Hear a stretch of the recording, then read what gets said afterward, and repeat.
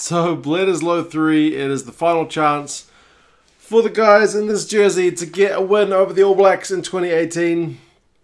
The results thus far have not been good. This is the All Black score here and here. First one away from home, 38 points to 13 over the Wallabies over in Australia. And then back in New Zealand, it was 40 points to 12. So very, very similar score lines. I mean, I know it's hard for the Wallabies to kind of kick off their tournament by playing the #1 team in the world, but I guess that's their geography problem.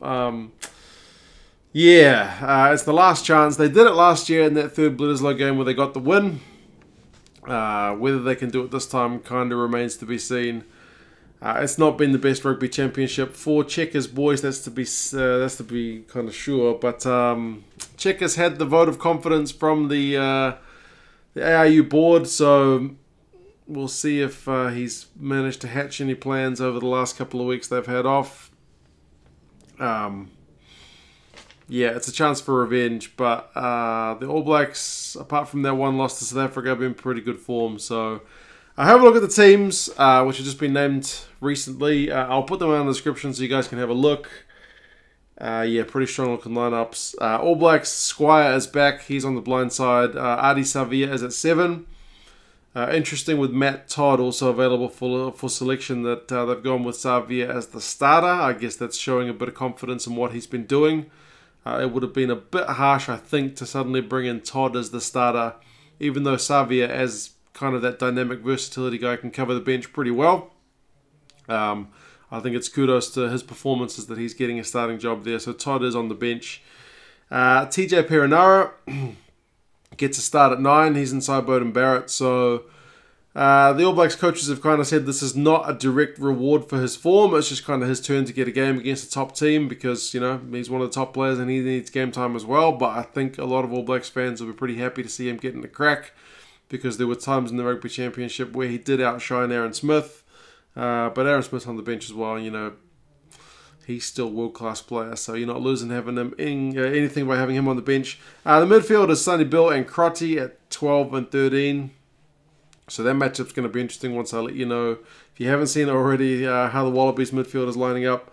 Damian McKenzie's at 15, so he's not being the super sub guy. He's getting a start, although not in that recent preferred position. It's kind of back to fullback for him, so we'll see how he goes there. On the bench, interestingly, you've got a few names you haven't seen for a while. Like I mentioned, Matt Todd is there. Laulala is there. Retallick is there. So those are good names to have back for the All Blacks. Mo'unga is on the bench as well, so we'll see how he goes when he comes on. For the Aussies, Fainga'a gets a start at hooker. Obviously, there's no Polana now and no Tamua, so none of the overseas guys. It's all domestically based guys for this one. Foley gets the nod at 10, so there's no more of this Beale at 12. That seems to be done with. Beale is at 12. Folau is at 13. So it's Beale against Sonny Bill. And Folau up against Crotty, but obviously not necessarily directly matching up against each other when they're running the ball and tackling and whatnot. But that will be interesting. Interestingly, also, Navalu gets a start on the right wing. Haven't seen him in Wallaby jersey for a while. Dane Haylett-Petty's at 15. No Reece Hodge, obviously. He hurt himself. I think it was his ankle. He's out for the season. Despite having a pretty impressive run at 13. But Kerevi is probably going to be back. Interestingly, Checker has named a 9-man bench. I'll put it in the description, like I said. He's going to make a last-minute decision as to whether he goes for 3 or 2 backs. So whether he goes forwards heavy or not remains to be seen. I think it'll be Tom Banks that drops out if he does decide to go for the forwards route. The bookies have got the All Blacks by 17 points.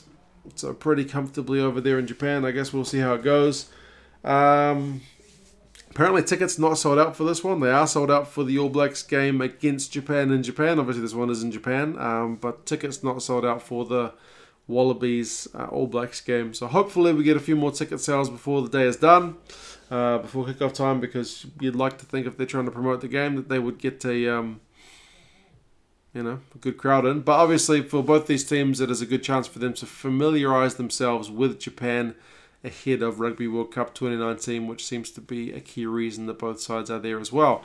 You guys have a look at the squads, the full squads. I've just gone over some of the names now. You guys let me know your thoughts on those names. How do you think these guys are going to go? How do you think this game is going to go? Do you think the All Blacks are going to do it by a similar to margin to what they've done? Or do you think Cheika has finally found the magic formula and he's going to get things right? You guys let me know your thoughts, and I'll talk to you again soon. See you later.